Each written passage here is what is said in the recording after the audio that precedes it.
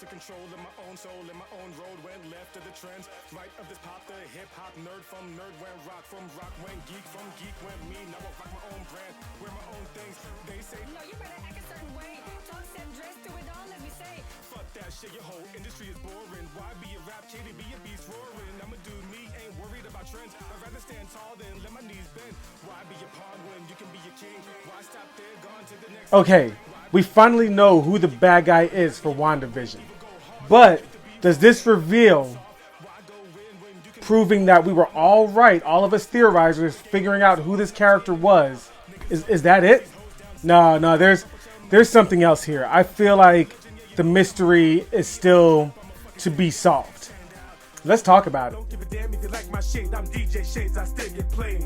I'm on that real shit. Drew be on that real shit. I'm on that real shit. Drew be on that real shit. I'm on that real shit. Who be on that real shit? I'm on that real shit. Who be on that real shit? I'm on that real shit. Drew be on that real shit. I'm on that real shit. Drew be on that real shit. I'm on that real shit. Who be on that real shit? I'm on that real. What's good, everyone? It's your boy Token Drew, and today we are talking about WandaVision Episode 7, Breaking the Fourth Wall. Only 2 episodes left in this groundbreaking series, covering Wanda and her mental breakdown. So as the episodes went on through the different decades, this episode catches us up to pretty much modern times. We have Wanda, Vision, and other cast members talking directly to the camera, giving their inner thoughts. And then the cameras being used are a whole lot more modern than what we've seen in previous episodes. Kudos for Marvel and their technical team for making sure each episode stayed true to whatever era they were in, from cameras and special effects to cuts and everything like that. So, really appreciate that. Now, normally for the past few weeks, I've been doing a spoiler-free and a spoiler review. But seeing as how the big reveal is all over the internet right now, there's no point in me trying to be coy about it for, any reason. Before we get started, I just want to make sure that you guys like, share, and subscribe, leave a comment, and make sure to check me out tonight as I'm going to be doing my next live streaming episode. We're going to be talking about the Justice League trailer, talking about, Dragon Ball Super, the new manga that came out, and some other shit. So, hope to see you there. So this episode, it pretty much picks up the next night right after what Wanda did previously when she spread the borders for Wanda World to save Vision. Billy and Tommy are trying to get their mom up, and she's pretty much staying in the bed saying, I'm just going to take a me day because it's been rough. She sees that she is still wearing her costume from the night before. A cool thing happens with Billy and Tommy when they're playing their video game. It starts out with a Wii controller, then it transforms to a GameCube controller, then an Atari controller, then an Uno hand of cards. That was a pretty cool effect. Billy also references more of his telekinetic powers, talking about how his head's hurting, he's hearing all these voices. The theory is that it's the new inhabitants to the Wanda world, giving him new voices to hear. And it's crazy because you're seeing like everything seems to be spiraling out of control with Wanda. As she eventually makes it downstairs and tries to do her everyday stuff, her magic starts warping everything all around her. And even though she tries to fix it, she even says to the camera, I don't understand why I can't control this. The opening song is pretty fun. It has just Wanda's name over and over in different styles and cutouts. There is one cutout in the opening song saying, I know what you are doing, Wanda. So that was nice and creepy. And at the end of the titles, it says, created by Wanda Maximoff. So just more hints to her creating everything like we already can tell with her spreading the border in the last episode. Hey, yo, I'm on a Moorish King beat, Vision wakes up and sees that he is now in a circus because that's what the world spread to. And he goes to find the escape artist, which turned out to be Darcy.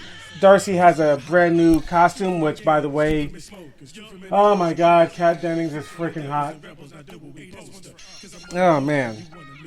She's so hot.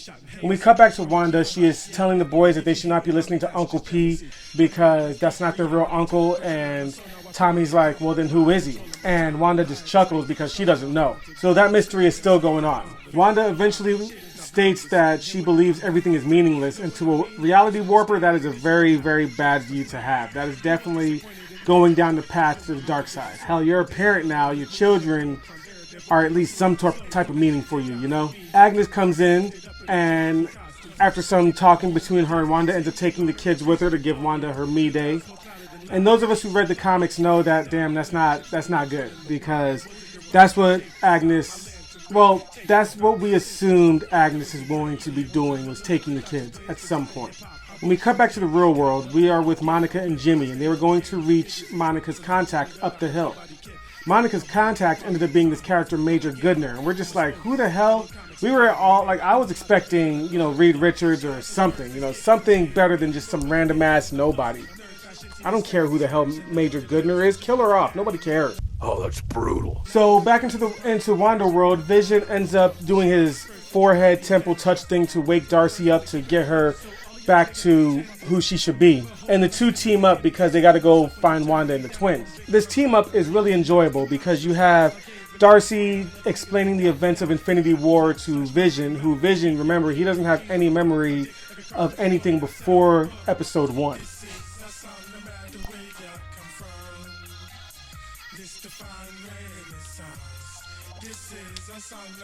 When we cut back to Wanda, she's giving an interview saying on how she doesn't understand why everything's falling apart and why she can't control it. A deeper voice is then heard saying, "Are you sure that you don't deserve this?" And Wanda's like, "Wait, you're not supposed to respond." And then we cut to the commercial. Now, I was hoping that this commercial would have something to do with Purple or the Power Stone to make our past theories be correct, but it had nothing to do with any kind of stone. It had something to do with this Nexidrim or something like that, Nexusil pill. Now, the big thing about it is the word Nexus, because Wanda is a Nexus being, meaning that she is the same in all different realities, and which gives her the ability to warp reality.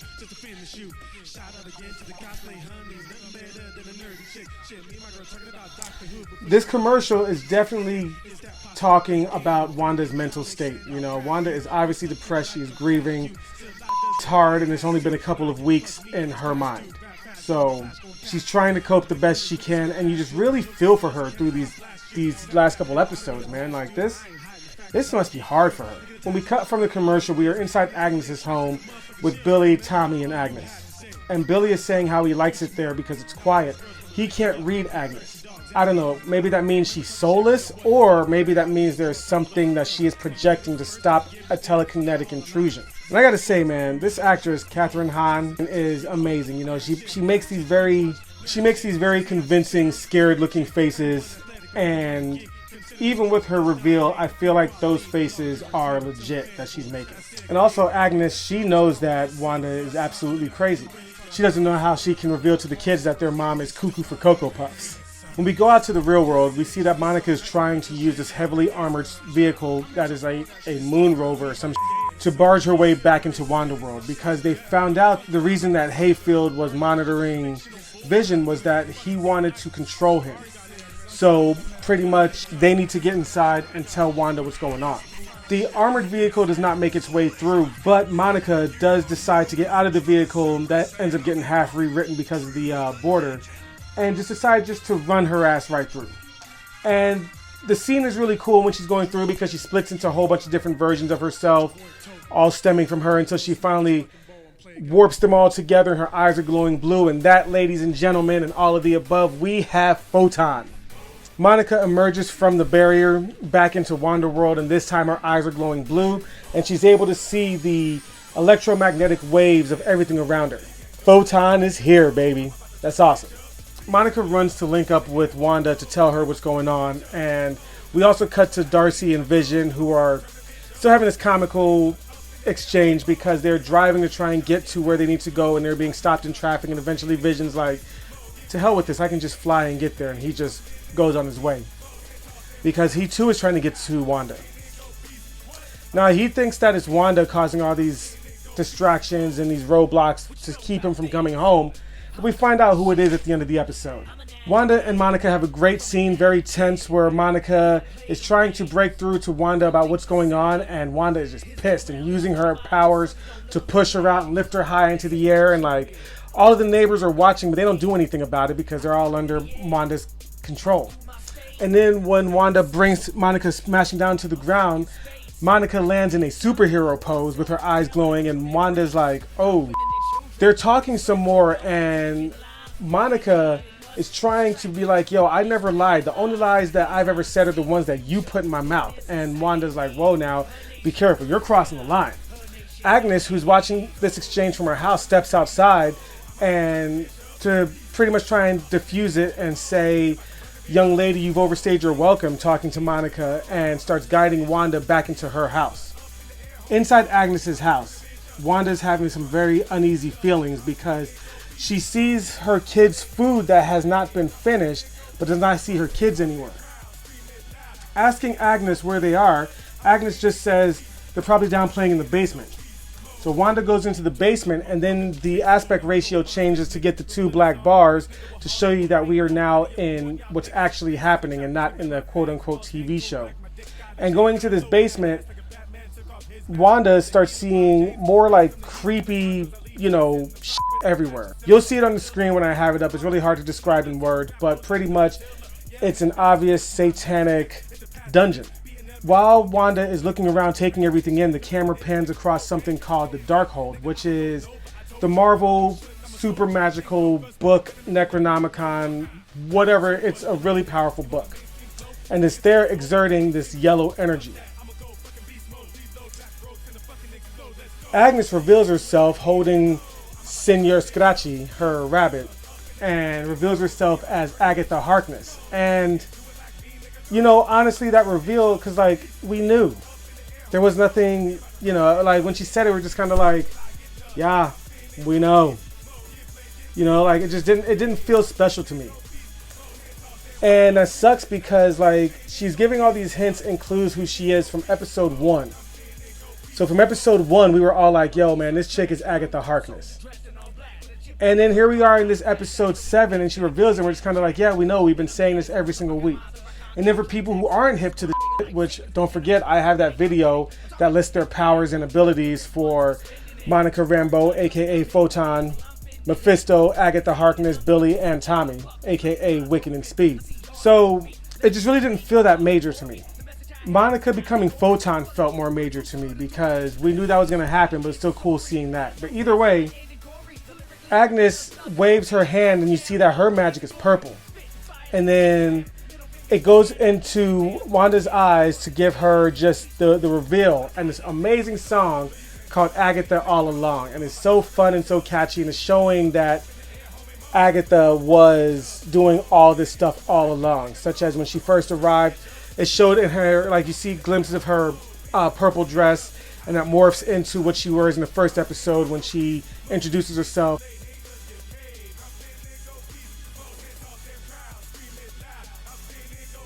From the second episode at the talent show, it shows how she's manipulating some things. In the third episode, it showed how she introduced Pietro, or at least her magic is stemming off of his back, and she's sitting in the lawn. Fourth episode, she really wasn't in the fourth episode because that was all of the sword episode. Fifth episode, it was her that killed the dog.